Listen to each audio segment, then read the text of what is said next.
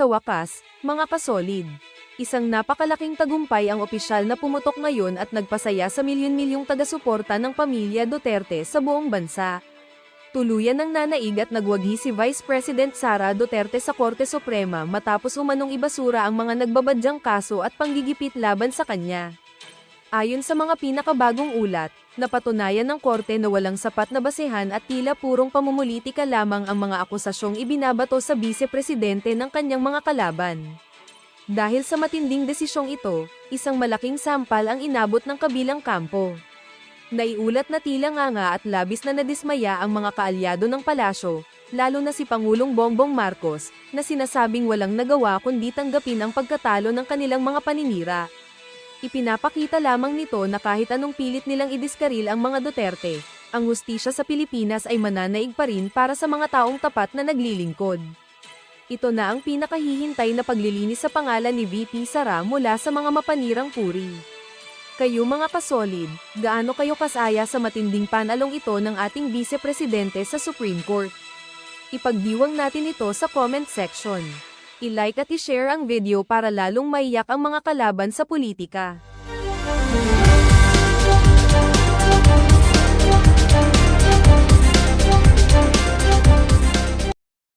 Kanilang mga interviews after no kanilang press con a few weeks ago. So bawat interview na lalabas sila, maka-expect sila ng kaso laban sa... Kayo na ho ang mag-comment sa baba kung nasa tama pang katinuan yung mama na yan. Ano ibig sabihin yan? Anong ibig sabihin niyang ginagawa na yan ni Trillanes? Ang gusto niya hong sabihin dyan, para sa mga nasa mainstream media, nasa social media, huwag niyo nang interviewin yung mga marines na yan. Yun lang naman ho yun. Dahil pag nagkataon, sa bawat labas nila, kakasuhan daw ho sila. Pati yung mga mag-i-interview, kakasuhan niya. sa kanila. Yun po. Sir, ano yung mga particularly na sinabi nila na binanggit ninyo, sir, sa complaint ninyo? Na Brad, dito sa isa na to, kung nung pagbaba nito si dating Pangulong Rodrigo Duterte, hindi kanya pinakialaman, hindi ka nakulong, walang nangyari sa iyong masama. Di ko naman sinasabi na may mangyayari sa iyong masama. Pero base sa mga kabalbalan na di umanong ginawa mo base doon sa ating mga magigiting na soldier, nakanto ka, may kalalagyan ka, Brad. Mali yun. Yung ginawa ho ng mama na to, hindi naman niya dinideny na nakipag-connive siya sa ICC, di ba? Nakipagtulungan siya. Di ba? Hindi naman niya dinideny, nakipagpulong siya. Yung ginawa ho niya na yun, katraidoran yun. Parang nababalik sa aking kaisipan yung Scarborough Show. Yung backdoor negotiation. Yung amo niyan, mahilig sa backdoor, si Marcos Jr. Diba? Bumabalik sa utak natin eh. Kung anong klaseng kabalbalan ang ginawa nito nung panahon ni Panot, ganong klaseng kabalbalan din ho ang ginawa niya dito sa panahon ni Marcos Jr. Naalala ko talaga yung Scarborough. Pagka nakikita natin ang mga nangyayari na to, doon backdoor negotiation. Ginawa daw, back channel eh. Dito naman ho, behind the scene, nakikipagpulong siya sa mga taga-ICC. Pambihira, oo. Walang kaibahan. Siyang siya. Yun na yun eh. Nasa DNA talaga nitong mama na to, ang pagiging, yung kawalangyaan ba? Diba? Yun nga, na nagbigay ako ng pera sa ICC, na tumanggap ako ng... Nagbigay ka ba? Nagbigay ka ba ng pera sa ICC? Di ko alam, nagbigay ka ba? Pambihira. Magkano? Di ko alam, ikaw nagsabi. Maletang pera at kung ano-ano. Na lahat ng minention nila about me, doon sa kanilang affidavit, doon sa kanilang press con, doon sa kanilang mga subsequent interviews, bawat isang occasion na lumabas sila at nagsalita at nagbigay ng kasinungalingan, lahat ito ay kakasuhan ko. Yun po yun. Inconsistent pa, sir? Glaring inconsistency sa mga sinasabi. Yung sa akin talagang it's a lie. Di ba? And they know that. Ngayon, ito ang importante. Within the next few weeks, mabubuo na yung picture. Kasi may mga dati silang kasamahan na... Bakit hindi pa mabuo yung picture, Brad? Binubuo nyo pa ba yung picture para siraan o para mawalan ng credibility itong ating mga magigiting na Marines na to? Huwag kayong mag-alala. Kahit, sige, pagpalagay na natin, masira niyo na credibility ng ating mga magigiting na Marines na yan. Hindi naman ibig sabihin, maniniwala na siyambay ng Pilipino na walang nangyaring nakawan noong 19 Congress at mapahanggang sa ngayong oras na to. Walang nangyayaring nakawan ngayong kasalukuyan. Di ba? Hindi mababago ang paghahanap ng hustisya ng sambayan ng Pilipino. Hindi mababago. Kahit na sabihin nyo, i-discredit nyo yung mga yan, sa ayaw sa gusto nyo. Merong mga testimonya, testigo, lalabas at lalabas ang katotohanan kung ano nga bang nangyari sa pondo ng sambayanan. Di umano merong 2 million ibinigay sa isang individual at yun ang ginamit para pang sustento doon sa mga investigador ng ISIS. Di umano yan. Diba? Di umano yan. Di natin sinasabing, yan ang mga nabasa natin sa social media. Naalokan ng pera para lumabas. So, within the next few weeks, mabubuo na yung kwento na ito. At meron na sa kanilang iba na na bumibigay na at malapit na magsabi ng totoo. Yan po yan. Ilan po yung mga sinasabi nyo na alukan din na mga kasama nila? At least 5. Yung sa 18, sir? No. Mga dati nilang mga kasamahan. Nakita na ho nila. Maganda yan. Hanapin nyo lahat. Anak ng toko. Pagka nagkagipitan, kung ano man sabihin noong mga kasama nila na napasama dito sa kampo nitong mga masasamang elemento na to, balang araw, anak ng toko, yung ibinayad sa inyo ng mga tao na yan para baliktarin yung ginawa nyong pagtatrabaho kay Zaldico o para sabihin na hindi totoo ang sinasabi ng iyong mga kasama na nag-deliver ng pera at tinatangka kayong bayaran. Anak ng toka, konsensya nyo yan. Pati dun sa kaapu-apuhan ninyo, magsisisi kayo bakit tinanggap nyo yung kakarampot na pera na yan para sa inyong prinsipyo at paninindigan. O malamang sa malamang, hindi ho siguro marin siya mga na yan, baka mga driver yan. Di ba? Pero pagka marin siya, hindi ho titiklop yan . Di ba? Meron hong prinsipyo yan, meron hong paninindigan nila sa sarili nila yan. Di ba? O hindi natin malaman, baka kakarakas si Trillanes yung mga sinasabi niyang babaliktad. Mabubuo ng picture. Abangan natin. So, inalukan din ng pera para lumabas. Pero hindi nila tinanggap. So, yun ang dito. Sir, nasa nangyari. active pa po ba yung 5 na ito, sir? Or mga retirado na ito? Meron nasa active, merong mga retired rin. Sir, tatayo po sila against this 18 people? We'll see. I will not preempt their moves. Pero dito mismo sa 18 na to, may mga umamin na talagang wala silang alam. Okay, kaya nabubuo na yung picture dito. At tinuturo nila. Brad, alam mo anong picture lang nabubuo dito? Yung picture ng mga maleta na i-deliver nila. Yun lang. Maliban doon sa picture na yun, walang nabubuong picture, Brad. Ang nabubuong picture dito, yung picture ng mga ICC investigator. Yun yung mga picture na nabubuo. Maliban doon sa mga picture na yun, walang nabubuo. Kung sino yung nag-alok sa kanila, sino yung nagdidikta kung ano yung sasabihin nila. Yan po yun. Bumibigay. So yung mga sinasabi niyo bumibigay, paano po nakadating sa inyo yung information? Lumapit po ba sa camp ninyo mismo or may nasabi po sa inyo? Hindi ko na lang muna sasabihin kung Mahilig talaga pa blind item tong badingdong na to. Mahilig magpa-blind item . Yung tipong para merong, hoy, hindi ikaw si Boying Remulla. Pagka ikaw na si Boying Remulla, magpa-blind item ka, hoy, ikaw si Boying . Kung ano yung source ko, basta't mababalitaan nyo na rin lang yan within the next few weeks.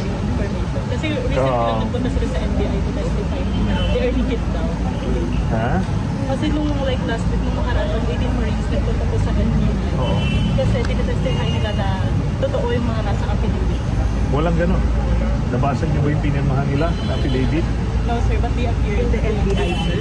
They appeared sa NBI twice. Yung pangalawa, di ba, in-interview sila individually. So nakita nyo na yung pinirmahan nila? Doon? Hindi pa. So darating tayo dyan. Basta sa may mga... Alam mo, saan tayo darating, Trililing? Ito hindi niya alam sinasabi niya eh. Darating tayo sa 2028. Doon tayo darating. Darating tayo na kung saan lahat ng nagnakaw noong 19 Congress at yung mga nabiyayaan, darating tayo doon na pananagutin lahat ng mga individual na yan. Doon tayo darating. Umamin na hindi nila alam kung ano talaga yung mga isinulat doon sa original affidavit nila. Yung So how case. do you respond po dun sa mga allegations na ito na po ay legal or harassment, legal bullying daw sa mga whistleblowers? Ito nga pagkakataon nila. Kung nagsasabi sila ng totoo, hindi dapat wala silang ipinangamba. Di ba? Ganun lang yan. Ako, I've been in this road before. May mga allegations ako. Di ba? Nilabas ko sa media. Kinasuhan din ako. E di doon ko nilabas yung aking ebidensya. E di ngayon, na-dismiss na ang karamihan. Diba? So ito yung pagkakataon nila. Kung nagsasabi sila ng totoo, di ito yun. Yan. Dapat Maganda yan. Bilisan mo yung pangkakaso, Brad, dahil pagka nagbago ng ihip ng hangin, malaki ang iyong magiging problema. Anak ng tawa, baka yung mga kaso-kaso mo na yan, baka ikaw pa madiin dyan. Di ba? Isipin nyo na lang ho, mga kababayan. Ipapatawag ng korte yung mga kinasuhan ni Trillanes. O mga Marines, pila dito, pila. May pag-uusapan tayo. No, pupunta sila. Anong naging basihan nyo? Bakit nyo sinabing ganito si Trillanes, 2 milyon, bigay dito, bigay doon? Anong basihan? Your Honor, ito ho mga ebidensya ng aking mga kliyente. Naging trabahante ho sila ni Zaldico. Ang kanila lang naman sinasabi, yung kanilang ginawa sa kanilang paninirbisyo dito kay Zaldico. O magpapatuto sila, Your Honor, hinatiran talaga namin. Brad, pag hinatulan kang guilty, pagka na-acquit sila dyan sa kinaso-kaso mo na yan, ang ibig sabihin, may basihan yung kanilang mga paratang, akusasyon sa'yo. Kung may basihan, anak ng Petrang Garapata, magdasal ka na ng mataimtim, Trililing. Dahil sigurado, yung pangkakaso mo na yan din ang gagamitin nila para ipakulong ka sa 2028. Sige, tingnan natin. welcome nila. Tapos na pala. Hanggang doon lang pala si Trililing. Dito sa bahagi ng video ho natin na to, nagpa-interview ho itong si Congressman Toby Chanco. Itong kaaway ni Auntie Clem. Ito yung administrasyon ni Marcos Jr. Sabog-sabog ho Merong mga, dahil alam nila na wala na si Marcos Jr., kagaya nitong si Toby Chanco, alam niya politiko yan. Political animal yan Diba? Alam niya na wala na si Marcos Jr. Kaya kahit pa paano, Marcos Jr. pa rin ako dahil siya pa rin presidente. Pero anytime na nagbago ang hihim ng hangin, madali ako makakasegue. Madali kong ipresenta sarili ko na independente ako. At itong si Toby Chanco, na master niya na yang the art of star fruit. Yan ako tawagin, the art of balimbingan. Yan, dyan magaling si Toby. Pero hindi ibig sabihin na ika nga bumabanat siya, kini-question niya yung ganito, ganyan, automatic DDS, Duterte supporter. Hindi, kahit naman siya sinabi niya hindi siya Duterte. Ang nagustuhan lang natin dito, at least, kahit pa paano, merong mga individual dyan sa House of Representatives na ika nga nagsasalita, kino-call out na nila, meron na nang call out doon sa kalokohang ginagawa ng iba nilang mga kasamahan o karamihan ng kanilang mga kasamahan dyan sa House of Representatives. Dito na tayo kay Toby Chanco. Game. In the news, Tingog Party List Representative Jude Asidres says the Independent Commission for Infrastructure, or ICI, found no liability on the part of former House Speaker Martin Romualdez in the flood control controversy. Asidres cited the ICI referral signed by retired Justice Tingnan Nanawa na lang ho. Nanawa na lang sa House of Representatives. Tapos sasabihin niya, ibibida niya yung naging finding ng ICI. Ang dami kasi pwedeng gamitin na mga letra ICI. Di ba? Oh. Yang mukha na yan. Yan ho ba papaniwalaan nyo na pagka sinabi niyang walang pananagutan ng kanyang amo na si Martin Romualdez diyan sa nangyari na yan sa diyan sa flood control? Ano lang daw ho siya? Ministerial lang andyan. Okay? Andres Reyes, which he said clearly states there was no finding of guilt or liability. However, the report has not been made public and was only submitted to the Office of the Ombudsman. Asidre also called on Navotas Representative Toby Tiangco to stop misleading the public amid allegations linking lawmakers to impeachment support. According to Tiangco, some lawmakers were given financial aid and project allocations in exchange for supporting the impeachment complaints against Vice President Sara Duterte. And joining us now to address his allegations surrounding the impeachment process against Vice President Sara Duterte is Navotas Representative Toby Tiangco. Good morning, Kong, and thanks for joining us again. Yes, good morning. Si Angela na naman. Ay, naku, Angela. First of all, nagulat ako na meron palang ganun, no? I mean, siguro lahat naman tayo nagulat. Have you seen this report, the ICI? For context for our viewers, we're talking about the ICI report. Ngayon ko lang yan nakita nung linabas ni Congressman Asidre, no? I think even media, walang kopya niya. Right. So, nagulat talaga ako, nagulat tayo lahat, no? Do you believe that findings? More than that, yung findings na walang liability, I mean, alam na ng lahat na si Saldico ay gumawa ng insertions, nagkapera siya doon. So magagawa ba yun ni Saldico na chairman ng Committee on Appropriations without the knowledge or approval of Congressman Martin Romualdez? And number three, di ba even yung DPWH recommended to the ICI filing of plunder eh. So walang pa paanong nangyari yun eh. Anyway, yun yung unang sagot ko. Pangalawa, doon sa sinasabing akusasyon ko, I will clarify what I said, no? Okay. Ang sinabi ko doon sa first impeachment noong sa 19th Congress, di ba nung unang pinag-usapan yan at bakit hinabol ng February 5, last day of our session, na hindi naman tatalakayin ng Senado because di na rin nila noon. Ang sabi ko noon is dahil nagkaroon ng bentahan ng projects, of course at that time hindi ko pa sinasabi na sinasabi ko ang nagbenta, no? But very clear, sinabi ko nagkaroon ng bentahan ng projects at ginamit nila yung mga congressmen para ilabas yung mga nabentang projects na naka-FLR at that time, no? Kinausap pa nga ako ni JJ Suarez niyan at sinabi niya sa akin yan nga na paano yan, pinangako natin yan sa mga pumirma ng impeachment. Nung si Presidente Marcos noon, kung totoong pinangako, sinabi niya, we will not release that because wala namang usapang ganon. Diba? So, yun yung ibig ko sabihin na nagbentahan, which again was Saldico, na hindi ko alam, magagawa ba yun ni Saldico na hindi alam ni former Speaker Martin Romualdez. And then, ang naging carrot and stick noon is yung, ito naman, hindi ko alam bakit na tinatanggi, di ba?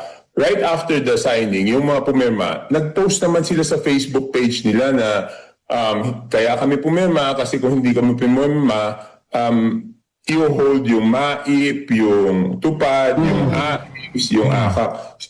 Open naman yun eh. Sinabi naman nila yun eh. Tsaka alam naman natin yun na talagang hinold naman doon sa mga hindi pumirma. No? So wala naman sikreto doon. Hanggang ngayon tinatanggi nila yan. No? Ngayon, pagdating dito sa bagong impeachment, tinanong lang ako ng reporter kasi di ba naka-FLR pa yung mga DPWH projects, di ba? So tinanong ako ng reporter during an interview doon sa harap ng plenaryo ng Kongreso kung yung FLR ay gagamitin na ibig sabihin pwede bang gamitin yun para pananakot doon sa mga congressman.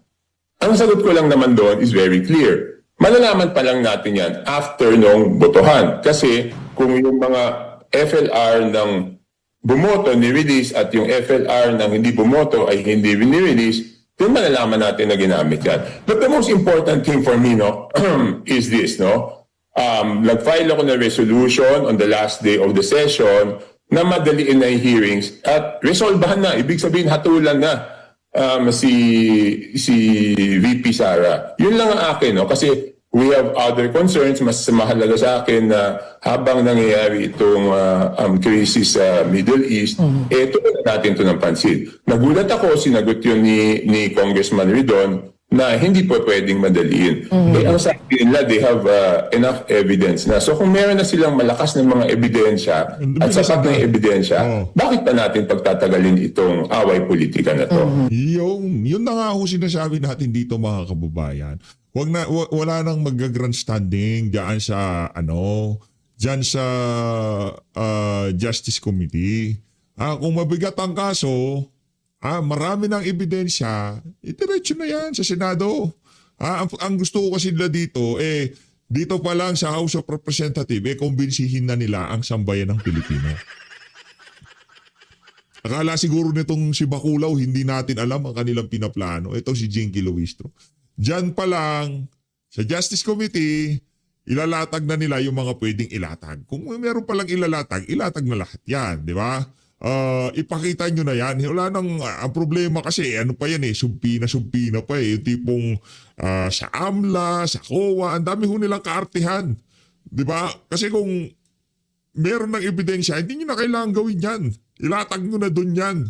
Kung meron mga testigo, wala nang maraming cheche-bureche, ipresenta nyo na yan. Ganun lang naman ho yun, mga kababayan. Ngayon, kung puro laway lang pala talaga itong itong impeachment na to, yung spekulasyon lang ni Ridon, dahil nakita niya itong SALN na to sa ganitong taon at itong SALN na to sa ganitong taon, hindi nagtutugma. May problema. Ang niya, ang teorya ni Ridon, may problema. Anong natawa? Kung ganun pala, kung yung mga salin lang pala, yung mga numero lang sa salin ang pinag-uusap. Hindi ho, maniwala ho kayo kay PH Update, wag ho kayo maniwala kay Ridon. Yung salin na yan, kalokohan ho yan. Sige nga, ika nga nung ating nasirang napakahusay na senador, Miriam Defensor. Kung yung SALED pala na yan, yan na magiging lunas para ika nga wala nang magiging kurakot at hindi na magnanakaw sa bayan ng Pilipino. Bakit laging kasama sa top ang Pilipinas pagka pinag-usapan yung mga magnanakaw na politiko? Sige nga, ano yan, deterrent? Ganon? Yung, may SALED. Pagka matatapos ang taon sa ganitong panahon, magpapasa ako niyan. Mahirap na, hindi ako magnanakaw. Hindi. Ano naman to ako, ipapangalan nila sa kabit nila, sa kamag-anak nila, kung kaninong crony nila, di ba? Para pag naglabas sila na SALN nila, di ba? Ano ba naman yung isang kasulatan dyan na yan? Pagmamay-ari ko yan. Di ba? Akin yan. Pinapahawak ko lang sa'yo kasi masiba ako sa pera. Ganun Ganun yung mga na yan, yung mga politiko na yan, di ba?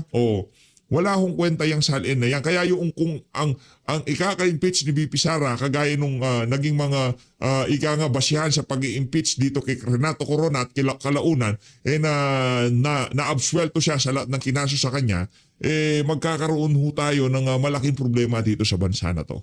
Tatanggalin natin ang presidente na binoto ng 32 million na Pilipino dahil lamang doon sa doon sa mga espekulasyon nitong si Terry Redon. Di ba alam mo, 30 million Pilipino kalaban itong si Terry Redon doon lamang sa espekulasyon niya. Doon lamang sa kanyang katsismisan. Di ba? Doon lamang sa kanyang pagiging curious. Kami din naman Redon, curious kami sa SALN mo. Bakit hindi mo pa hanggang sa kayo mga panahon na to, hindi pa rin namin nakikita yung mga SALN nyo, kayo mga congressman kayo. Ito, balita ko dito kay Toby Chanko, ilinabas na niya. Yung kay Terry Redon, kailan kaya? Di ba? Pero kung sino daw yung mga lawmakers na sinasabi niyo na gusto magpa-impeach ka agad kay Sara, VP Sara, dahil si VP Sara is uncompromising? Okay, obvious naman yan, di ba? Okay, di ba sinabi na may big fish na makukulong? Correct?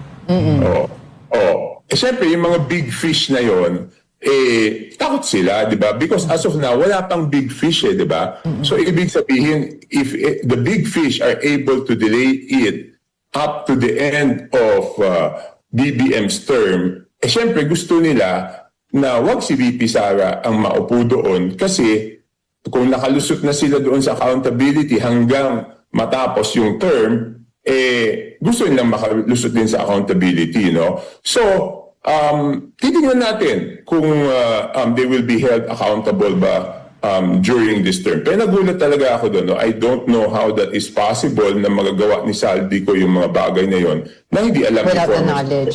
So given yung mga sinasabi niyo, Kong, are you saying that this administration is medyong compromising in terms of how they're handling the whole flood control mess? I have my opinions, but let us, babayaan natin yung tao yung humusga, no, sa bagay na yan, di ba? Mahirap naman ako yung humusga kasi ayokong isipin ng ating mga kabayan na ito ay tungkol sa away politika. For me, it's about accountability. Ito yung pinakamalaking corruption sa history, no, ng ating bansa. Yung recent na naging pahayag po nila Congressman Apuno na sinasabi po nila na merong delay sa pagbigay ng budget sa congressional budget nila, and then recently nagkaroon din po ng statement si House Speaker Bogie D nananawagan sa DBM ng release ng budget. What do you have to say to that? Do you think this is all also connected doon po sa sinasabi po ninyo pagdating sa usapin ng budget? Malalaman pa lang natin yan after the voting, di ba? Pero sa akin, hindi ako nagrereklamo na delayed yung release. No? Kahit doon naman sa Navotas, delayed yung release. But for me, hindi issue yan Because para sa akin, kung nag-iingat lang yung gobyerno dahil ayaw na nilang mangyari yung nangyari previously at lahat ng distrito ay kailangan pag-aralan ng mabuti yung mga budget estimates, okay lang sa akin yan Kasi ayoko lang talaga mangyari kung ano yung nangyari dati. So kung yan yung delay na dapat pagdaanan, never ako nagreklamo tungkol sa bagay na yan. Okay. So, pero yun nga, no, merong, kumbaga, may panawagan si House Speaker House Speaker Bogie D sa mismong DBM dahil po sa mabagal na pag-release. Pero, speaking of DBM, nasaan po ngayon yung former DBM? Have you heard about her recently? Si former DBM Secretary Amina. Kasi yung mga tao din po, hinahanap din siya because isa rin po siya doon sa mga pinapangalanan na allegedly sa sangkot daw po dito sa flood control mess. Wala. Hindi ko nakakausap si former Sec Amina lately, no? Pero sa akin lang talaga, gusto ko lang. In fact, I filed a bill, no? Yung Fuel Crisis Act of 2026, no? I filed a bill because sa tingin ko, pag nagtagal-tagal ito, yung excise tax is not enough Unang-una, I filed a House resolution removing VAT from fuel. Pero ang naaprubahan namin doon is yung pagtanggal ng excise tax. Pero sumuporta na rin ako noon. Ang pakiusap ko lang sa gobyerno, kung hindi pa rin sapat yung excise tax, sana open naman sila natanggalin yung VAT. Because the difference of the excise tax and the VAT, yung excise tax sa crudo, sa diesel, fixed yun 6 pesos. Kahit 50 pesos yung price ng diesel, kahit 100 pesos yung price ng diesel, 6 pesos yun. Ang problema ko doon sa VAT is, pag 50 pesos yung price ng diesel, 12% is 6 pesos. Pag naging 100 piso yung price ng diesel, yung 12% is 12 pesos, di ba? So, doble, nakakadagdag siya. So, yan yung isang proposal ko. Number 2, doon sa aking proposal na Fuel Crisis Act of 2026, number 1 naman doon binibigyan ng kapangyarihan yung gobyerno na to stop yung mga excessive o yung mga nagsasamantala just in case magkaroon ng pagkakataon na pagsamantalahan yung presyo ng fuel, presyo ng bilihin, presyo ng utilities, ng internet, may kapangyarihan yung gobyerno na i-control yun. Number two, di ba nagkakaroon ng pagtatalo doon sa hindi pagtaas ng fare ng mga public utilities, di ba? Ng PUJ, ng bus, hindi pwede itaas, no? Pero ang problema naman, tumataas naman yung fuel. So, pag nalugi yan, malamang hindi na mamamasada yan. So, binibigyan ko doon ng kapangyarihan yung gobyerno na sila na ang